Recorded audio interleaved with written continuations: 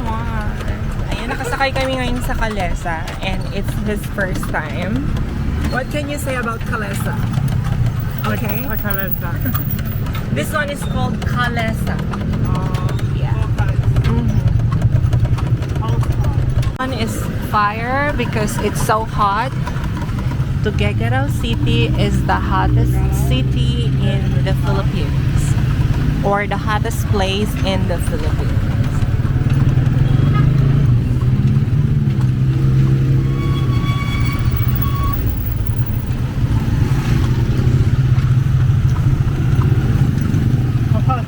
I don't know, say, change the water.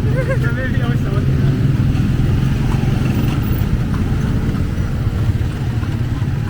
Okay naman yung weather ngayon, hindi siya ganun kainit. Cloudy siya. Pero kapag summer dito talaga guys, sobrang init. Like talagang mamamatay ka. You just wanna stay in your room. Ganun. Kasi sobrang init.